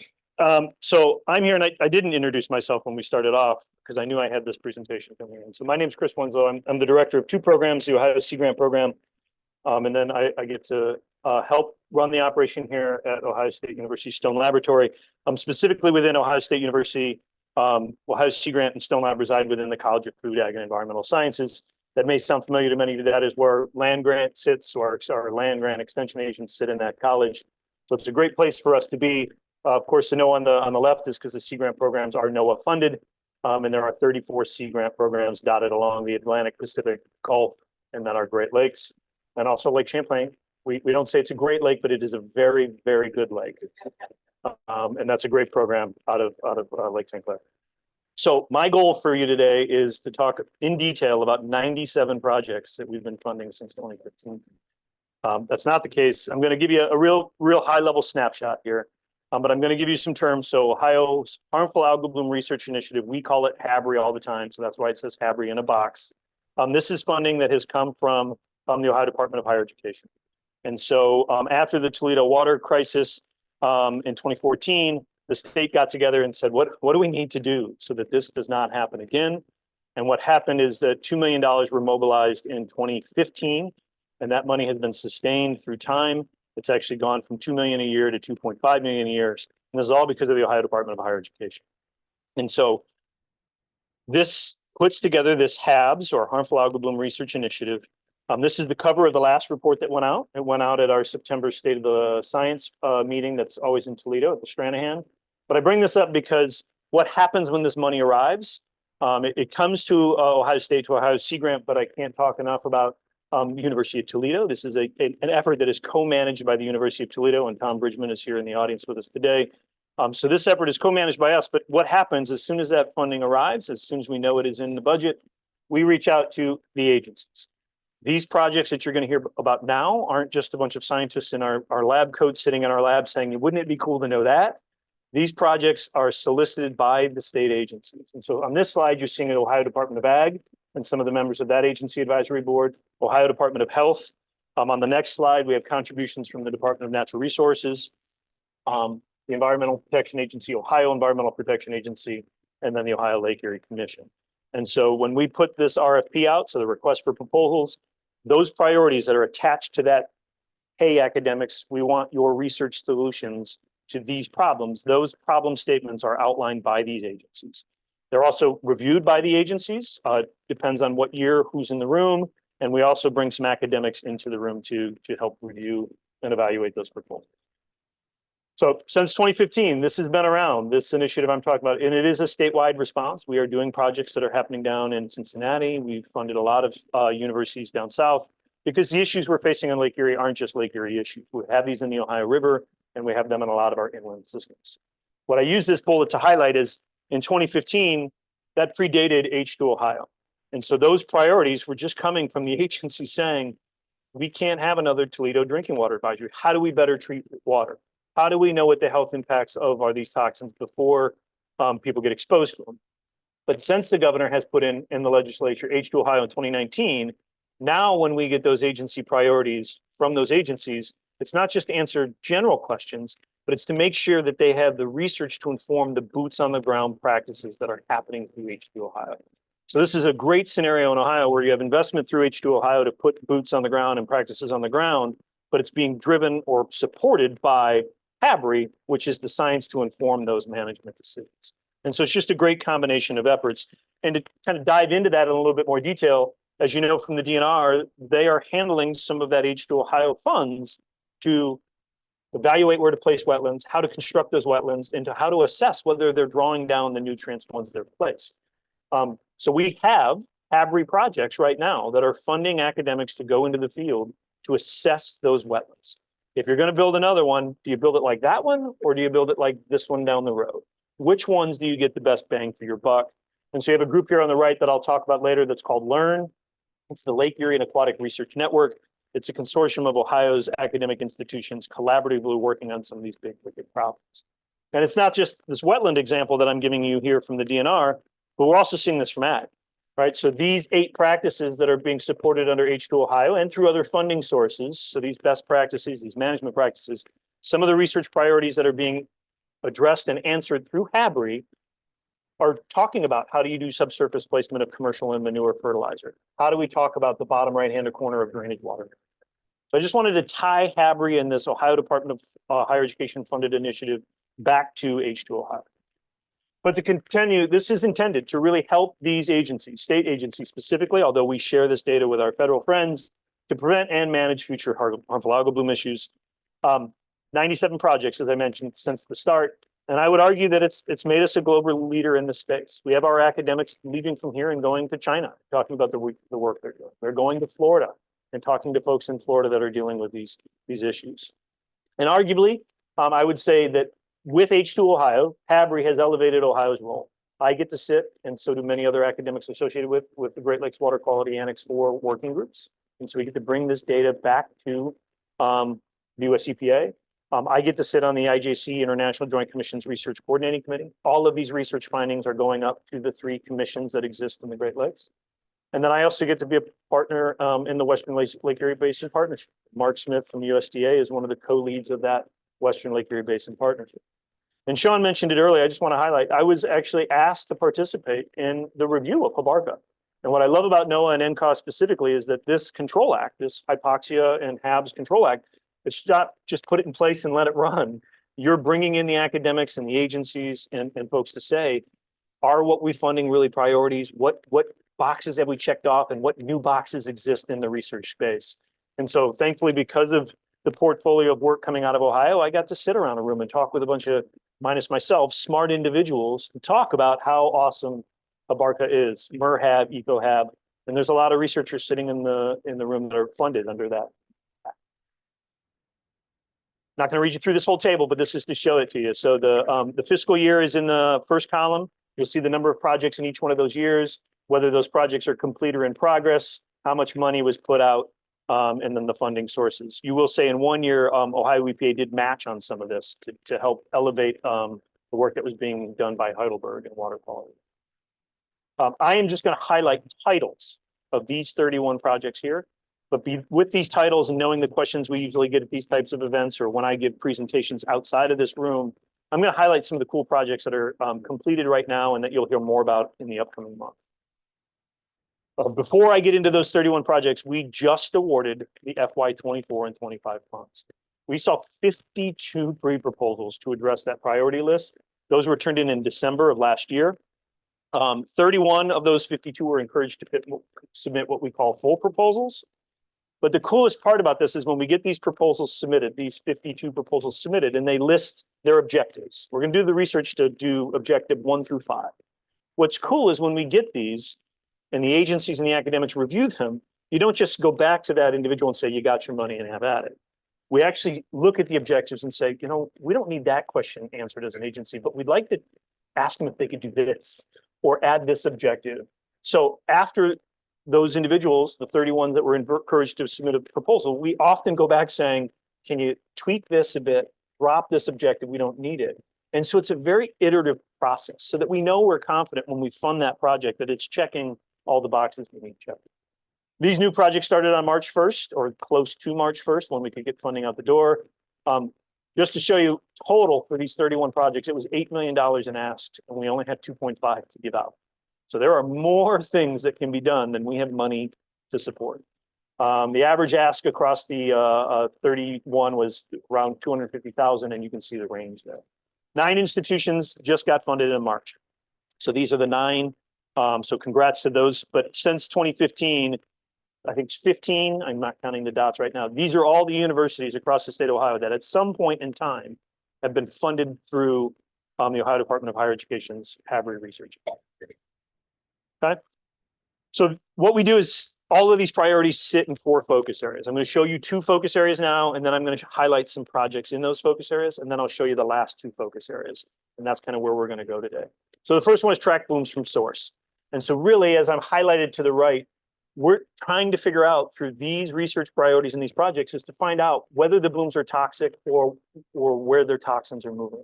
We need to do better in the prediction space. We've got amazing tools from NCOS and from others, but we're trying to improve that prediction. The last one, and Tom Bridgman's in the room again, did some of this work. Where are those toxins, right? Our water intakes are at depth, but oftentimes those toxins are at surface. So when are the toxins at the surface? When are they at the bottom at the intake? When are they mixed thoroughly? These are all questions that we try to address in this first focus area. The second one is produce safe drinking water. Clearly of importance to the Ohio Department of Health and to the Ohio EPA. But basically, as you can see highlighted to the right, we need treatment facilities or and effective and cost-effective options. So if I'm going to use powder activated carbon, what type of carbon should I be using? What should the pore size of that carbon be? Or what should my dosing rates be? There are a lot of commercial products that are out there for treating reservoirs. Well, which product is the best and at what dosage rate? And then looking at innovative techniques. And so I'll touch on a couple of these in these next slides. So these 7 projects are in that tracking bloom from source, that generic big focus area. And I just want to talk to you about, we're looking at the impact of rivers. Let me use the highlighter that I yelled at Laura for not using, or made her feel guilty for, I guess I should say. So in this case, historically, we always treated the rivers as pipes, right? The nutrients are coming from the fields and the rivers just take them and drop them into the lake, and that's where your bloom shows up. We know that that's not what we do, right? And so what we're working on under Jim Hood in this scenario is to figure out what contribution of those nutrients are coming from the river itself, rather than just the stuff leaving the suburban urban city or from an ag field. Okay, we're looking at, can we do some remote sensing in our inland lakes and waters? You know, the satellites do great things for large bodies of water, but how can we do better in our smaller systems? We're looking at the movement of this toxin through porous and fractured media. If you are drawing water from a well and you're close to the watershed, are you pulling toxins into groundwater? And does it move through those systems? And then, as we know, sensors can be expensive to deploy. So we've been testing and working on do some low cost in situ sensors do what we need them to do relative to what Heidelberg, the Cadillac, delivers, which is water samples brought back to a lab or processed there. So just a kind of a glimpse into the kind of things that we're looking at. I'll even point out, you know, we always talk about microsystem, but saxitoxins and antitoxins are a concern. So as we start checking the knowledge box and the microsystem box, what's going on with saxitoxins? This is the drinking water section. And so again, I think seven projects here, really talking about how do we assess the removal of these toxins.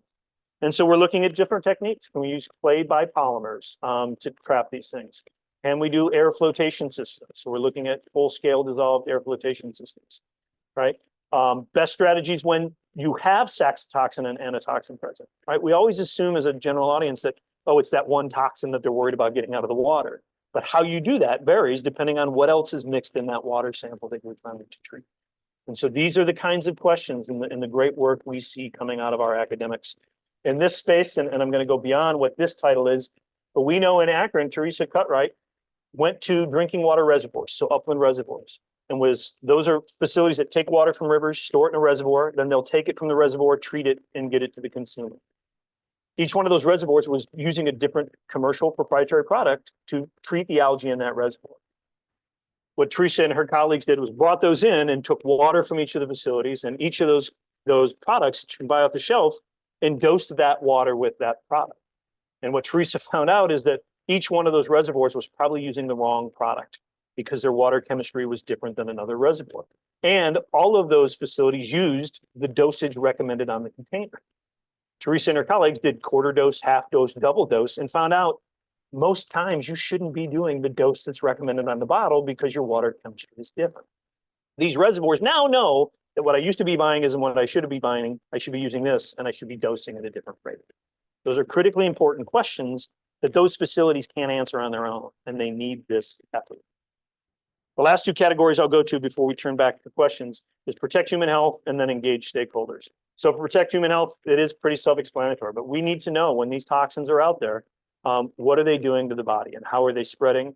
I already got a question from the first round that I'm going to call Dave Kennedy out if he's still in the room. There's something about aerosolization of toxins that you're going to have to field. But looking at our fish, we know our fish are swimming in these toxins. Are they storing those toxins? And if they are, is it in the edible portion of that fish? And so we're doing research to figure out, are the fish consumption advisories that exist right now that are primarily based on mercury, are those right given that toxins are in the water? Thankfully, yes, they are right now based on the data we have. We're still good in that space. And then the last one, engage stakeholders. This is really our just how do we stop the nutrients for food? And so this is working with suburban and urban centers, but also our ag communities on what are the tools in the toolbox to address nutrient loss. So let's show you some specific projects in the Protect Human Health. And I mentioned some of these already. So we're looking at aerosolization of the cyanotoxins and are there at-risk populations? So individuals with irritable bowel syndrome or fatty liver disease. And so how might those communities be affected by these? Can we use microsystem degrading bacteria that Sean had mentioned? Can we bring these into our water treatment facilities and to help with therapy for people that have been exposed? I had no idea what foreshore sand was until about 2 years ago. This is when you're on the beach and the wave washes up and the water disappears and the sand is wet. That's foreshore sands. Well, if you have a toxin bloom and you have these toxins rolling up on the beach, the water is left, the green scum is left, but you have kids digging in that sand and building sandcastles. What are those toxins doing in that sand and how long are they persistent in that sand? And so just a glimmer into some of this, we are trying to do real-time sensors for fish tissue, looking at dermal contact, again, pre-existing states. And so those are some of the questions in the human health space.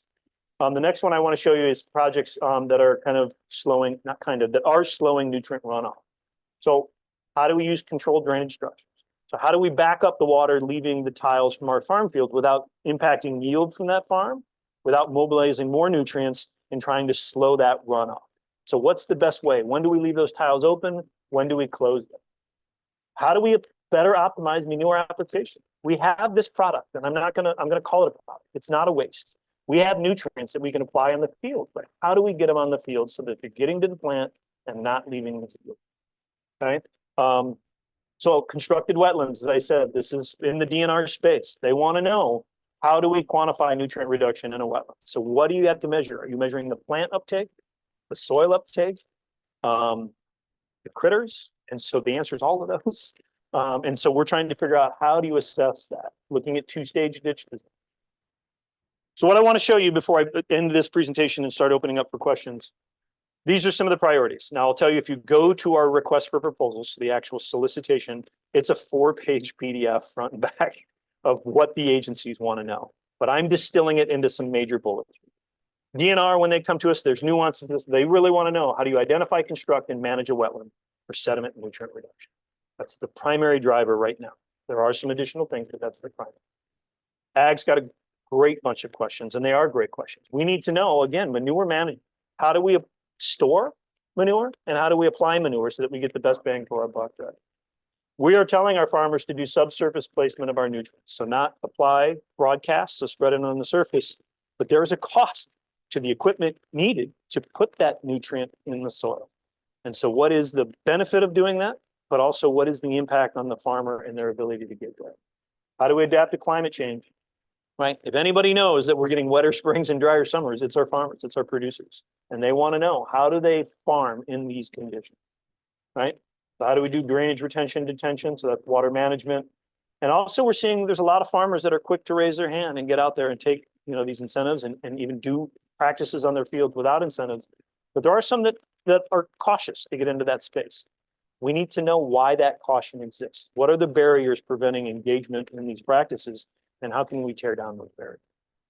The Lake Erie Commission, 3 here, really looking at the effectiveness of the H2O practices and evaluating the state's domestic action plan. So although that's written across all the agencies, the Lake Erie Commission helps pull that domestic action plan together. We do have a great paired pilot watershed that if we have time, maybe Laura Johnson can speak about it. But basically, they want to know, we're doing all this work in the Maumee watershed. We may not be able to detect that difference at the end of the mouth of Maumee. But if we can do 2 small 5,000-acre watersheds and fully outfit one in best practices and have the other one do business as usual, those paired watersheds might tell us more detail on what is doing the best, what's the best investment, so that when we then blow that up to the Maumee, what should we be incentivizing and what should we be doing? And then it's always about cost benefit analysis. So we're doing some cost curve analysis of the H2 Ohio practices. It used to be 10, as you saw on the previous slide, it's primarily 8. And then not to, keep it to one bullet, just trying to clean up the slide, but EPA and health are really in the same space. We want to know source water protection, and then we want to know, how do we treat and reduce health risk when toxins are present. And so I have this great just numbers. This is what's happened. So yeah, many millions of dollars. So I think it's like $21 million have moved out since 2015. But look at the leveraged matching funds. It's 37 million coming from the universities. They're not just taking this state fund. They're putting also their money where the mouth is. You can see how many states have been engaged, the number of students that we're training to be future experts in this space. And every year or every other year now, we've been starting to roll them out. There is a report. And so come to me or Jill Gentis in the back of the room. 2023 was out last year at our September event. We are hoping to get the next report out in Toledo in the Stranahan Theater for the most up-to-date information. And then I did say that was the last slide, but I lied. I just want to give a shout out to Learn. Again, this is the consortium of our universities across Ohio trying to help these agencies out. QR code here will take you to the most up-to-date data coming from that wetland analysis. So our detailed annual report, I think there's 3 volumes. It's like 700 pages long. I'm looking at IESA, the author, co-author of that. So go ahead and use that QR code and go there. And then I'll stop there for questions. We're going to bring all 3 more speakers, so me included, 4 speakers up here, and we'll work our way through the rest of the questions and get as many cranked out as we can in the next 20 minutes. So come on up, folks, and I will get some microphones. And I know I have a couple questions in the queue already. Kathy? So Kathy in the audience, and then I'll go to some of the ones we received online.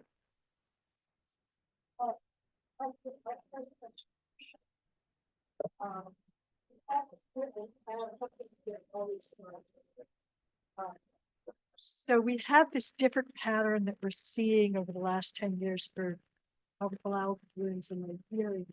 Are you seeing similar changes in other places where NOAA is looking at these? Like, is this a one-off for the Great Lakes or something that we're seeing more of?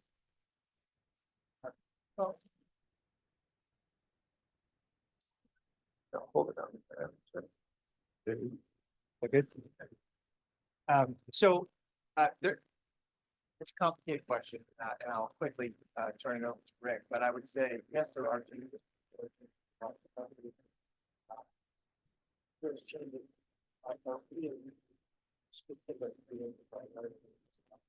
So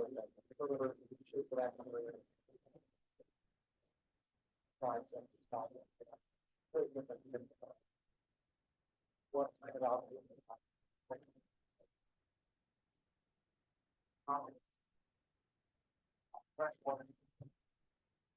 so by and large,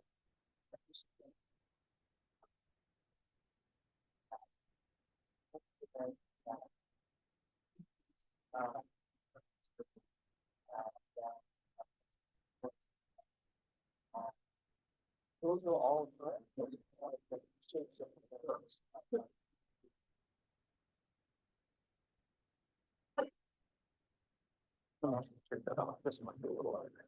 Yeah, I think that's better. One other aspect is there are unusual events seem to be more common now, like one-offs that we haven't seen before. There was 2015 had a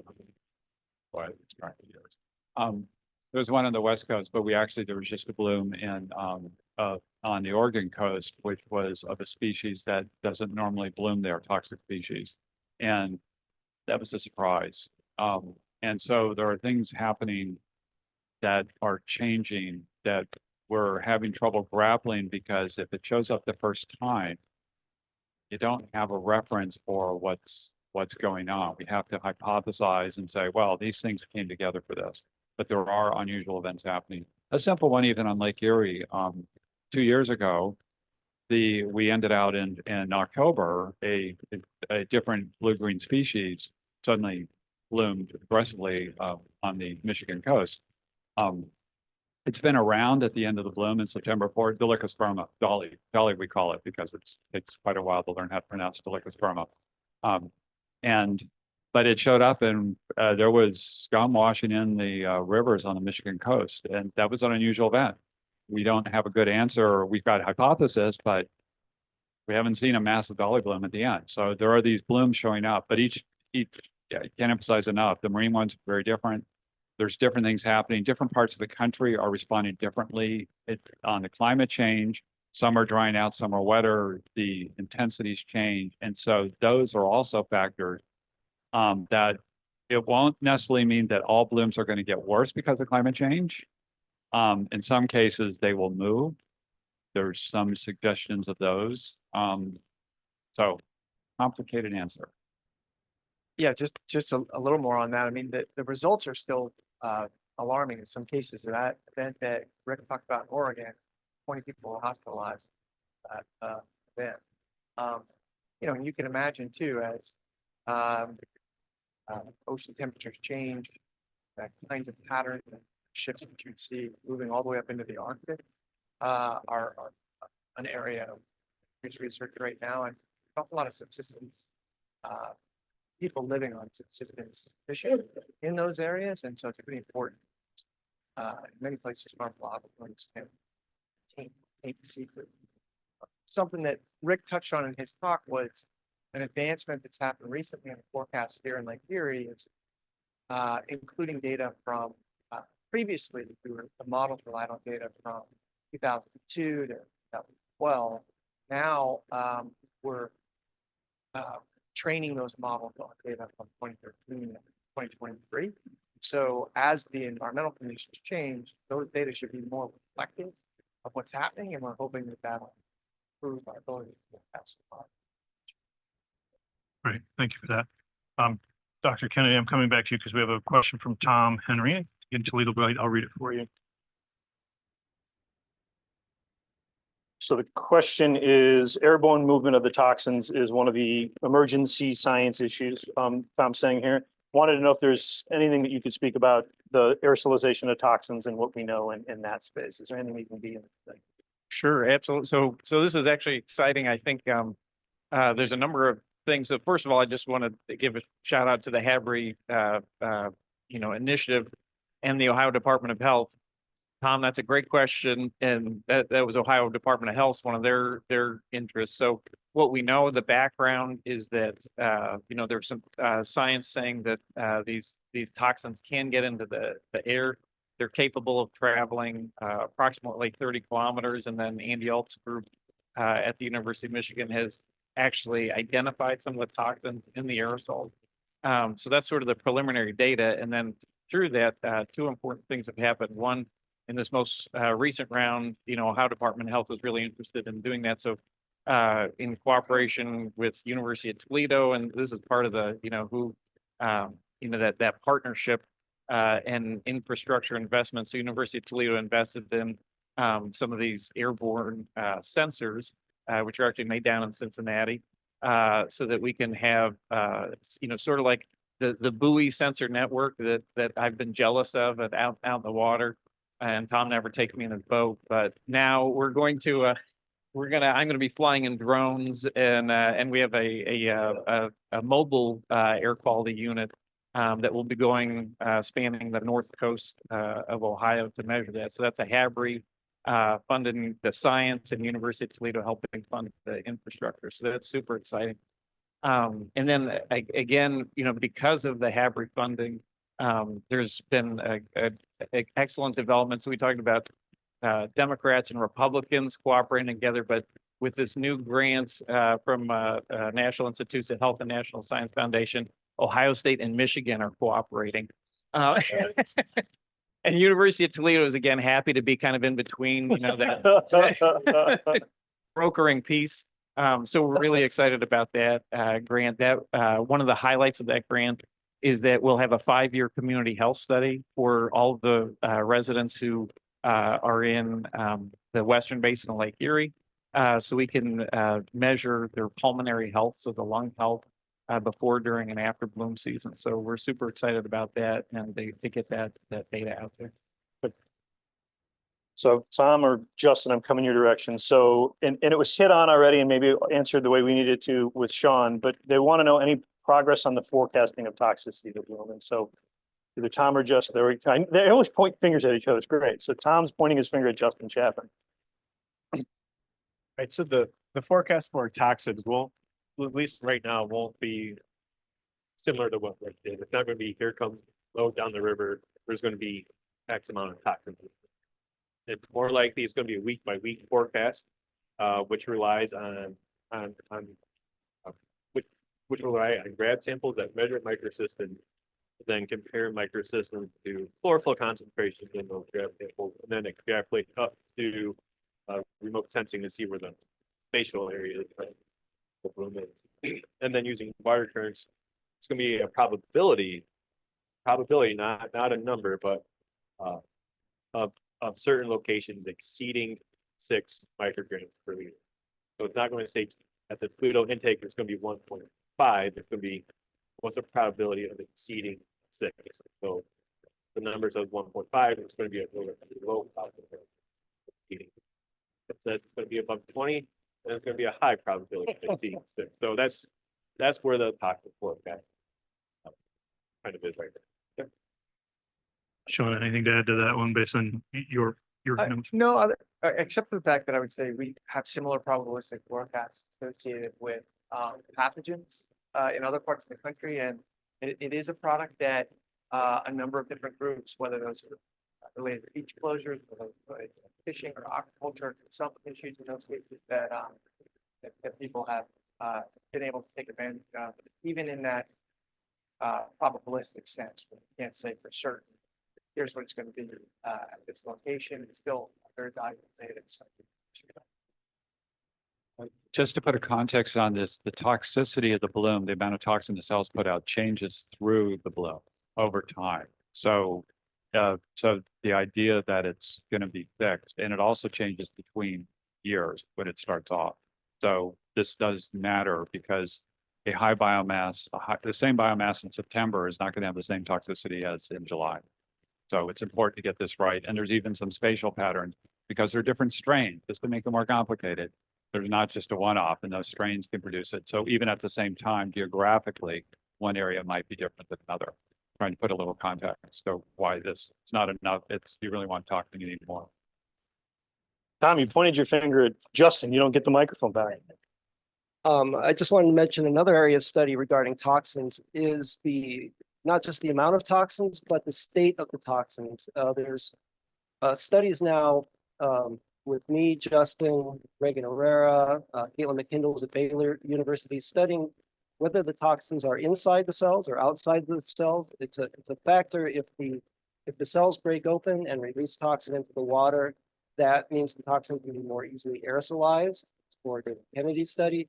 And the toxins are more difficult to treat by water treatment plants. So it's important to know the state of the cells, whether they are healthy and intact or the cells are breaking open and releasing toxin. So that's another sort of emerging area of research in toxin study. And then as I'm walking, one of the questions was, does nitrogen play a role in toxicity? And I'm just going to answer the question with yes, right? I think we're good in that one. Laura, there's a question about the 8%. Why 8% of the particulate phosphorus goes into the bioavailable phosphorus? Sure. Yeah. So 8%, that's a funny number, right? So we did a lot of studies. Actually, it was right before I joined the lab. Those papers came out in 2014. One of them was looking at, of the particulate phosphorus, how much of it was available. So how much, there's an extraction, a sodium hydroxide extraction. So how much of that was available? And that ended up being about 26% of that particulate phosphorus became a form of phosphorus that algae used. But then when Rick and I were talking about how we might update or think about the forecast, we brought into a fact that, well, what we measure at Waterville, maybe not all of that makes it out to the lake. And we did a bunch of what we call Lagrangian studies where we tracked that storm event as it went out into the lake. I had some help with some of Tom Bridgman's samples as well, right at the mouth of Maumee, and noticed that, well, like only 25% of the phosphorus, particulate phosphorus at Waterville actually made it into Maumee Bay, where like all of the dissolved phosphorus is making it out there. And so those two things together, if you do your math right, become about 8%. Thank you for that, Laura. I did quickly kind of answer the nitrogen question, but there is a kind of follow-up. Asking more about the nitrogen to phosphorus ratios. Do we know anything more specifically about the ratios of nitrogen to phosphorus that would be informative for folks? Can you get that back to Justin? Laura's helping me out. I'm winded. I'm sweating up here running microphones, so we tagged in. So if you look at the literature dating back to the 1950s, 60s, and 70s, that cyanobacteria low nitrogen to phosphorus ratio. That is mostly true for nitrogen fixing cyanobacteria. Lake Erie has a microcystis, Sandusky Bay had plankton fric. Both those they need inorganic nitrate, ammonia in the water. The blooms on Lake Erie start when the N to P ratio is high. The microcystis blooms clearly need nitrogen to reach their highest potential. We can say that in late fall when nitrate gets denitrified or all gone through assimilation, blooms are strained by nitrogen. And back in the 50s and 60s, Lake Erie had nitrogen fixing blooms. Now we have non-nitrogen fixing. So the blooms are getting more nitrogen now. The lake has more nitrogen now. They're seeing a different type of using probably more toxins. Thank you for that, Justin. I'm seeing that we have 6 minutes left and 2 pages worth of questions. So I'm going to tell you that we ain't going to get there, but what we will try and do is, see, Grant, what we often do is we associate some of the speakers with these questions. And if we can get them to help on the back end to answer some of these, and we'll populate an FAQ on our website. So we'll try and get to this. We're not going to get them to all of them today. Rick, this is a quick one though. So for what number would the bloom, nice. What number would the bloom be if we hit our target? And I know that scale may change next year, but what is the number? Oh, boy. Not the adjective. Remember, we're not talking Yeah, I about know, happily I know. moderate And I or looked sadly at this moderate. yesterday. I do you recall what that was? 3? Yep. It was 3. Thank you. Yep. Yeah. Okay. I help from my colleague there. 3. Phone a friend. That was great. Okay. And 3 would be, yeah, a positive adjective. 3 is a positive adjective. I like it. Okay. So I'm getting a couple that are kind of all in the same vein here. And so I'm just going to try and I'm going to put this out for anybody. And so there's phrased in here about, I hear all these great research and studies, but like what is actually working? Like, where are we getting towards our target, to our goal of 860 metric tons and 186 dissolved tons? So why aren't we where we hoped we would? Well, I guess that's what we'll ask. There is a target. There was a 40% reduction target, and we're not there. And we're not there. So anybody in the audience want to say why we're not there, and maybe some things that we could be doing differently or more of? So I'll turn it around. One of maybe the primary reason that we're not there is not enough adoption of practices to reduce nutrient loading from agriculture. One of the reasons, the primary reason why there isn't enough adoption is there isn't enough money to offset the cost of it. So the Farm Bill programs, the state programs, also the other programs that incentivize that are doing what they can. But at some point, asking the producers to bear all the costs, where people that flush their toilets don't bear all the cost of what happens, or golf courses don't bear all the cost, it's a non-starter. So yeah, not enough money. There was a study done by Alliance for the Great Lakes that the Tech Health Support that said in the state of Michigan, spending is at 1/10 of what it needs to be. In the state of Ohio, it's at a third, or between a quarter and a third. Thanks, John, for I'm that. gonna add to that. Please. Because I got a question about this recently. So, and I was looking for Terry. I don't think he's here right now. So I looked into some of the H2 Ohio numbers because those are really impressive areas of land that have been getting the nutrient management plans that we really want to see. And I think they're up to 35%. Agriculture is up to 35% of the Western Lake Erie Basin that's been getting these nutrient management plans. Some counties are higher than others.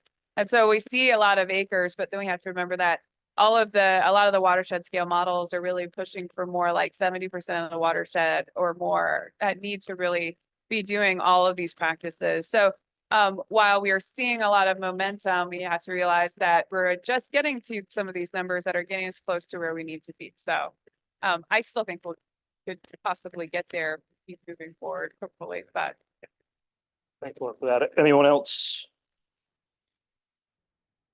So I mean, John, what I loved about what you said, it wasn't just like we need more money, but there's nuances to that, right? I get to spend a lot of time in the field hanging out with producers and hearing about what are the roadblocks or stumbling blocks to get there. And it's a complex situation. There are big farms, there are small farms, there are medium farms, what they can do. So thanks for the choice of your words. It's not just, we got to give handouts. There is no ability to get where we want the producers to get unless there aren't some incentives and some things in place there. So that was a great comment. I would say what we're also doing, and I don't think we talk about it, although the flow we'll have to see is, although we're making great strides and progress on the land, we're still doing this in a context of climate change, right? And so even if, in my opinion, if we're holding down the fort as what the levels were before, seeing some of these really wet years or dry years and the weird timing of this, that is progress. That's a feather in our cap that we can't lose track of. And we're not all where possibly we want to be, but we're doing the right things. Okay, let me see, I had one other question highlighted and we'll get to that, and we're at 59. So we will work on the questions that are here. We'll try and get an FAQ up on the website. I want to thank everybody that's here in person, online. Jill, how many do we have online? I'm sorry to put you on the spot there. 270 online, so that's great. We'll continue to do this every year if this is something that all of you want, and online and here in person. And again, just looking across the room, this is the right people that we need to have in place to find those solutions. Academics, state agencies, federal agencies, private industry, our elected folks. So thank you very much, and I'll turn it over to Sean for maybe parting words for it. My first year I came from the NOAA Chesapeake Bay office, so some of these conversations are very familiar to me in terms of nutrient discharge, TMDL, harmful algal blooms, hypoxia issues. And so while I'm new, I feel at home. I will also say I'm very happy to be invited here and to represent this partnership, at least from a federal perspective. And, you know, as complicated as the challenges are, whether you're talking about modeling or groundwater retention of nutrients or any other kind of complex lag time issues that are related, you know, what we're really getting at here are complex societal choices. And if we can help provide science to make those choices clearer and help the public decide how we want to use the natural resources of the Great Lakes, then I'm all for it. And Lake Erie and this forecast is really, again, at the forefront of harmful algal bloom forecasting, research, and mitigation. So thank you very much. Thanks for that. Look, if you registered, you'll get a survey. So please fill out that survey. We want to know if you want additions next year, what worked, what didn't work. So feedback. Thanks everybody for joining online. The recording will be up. And if you need the presentations, you got to just request them through an email. Not all of them are going to be accessible. So we can't post them on the web, but we'll get them to you personally if you ask them. Thanks everybody. Enjoy your day.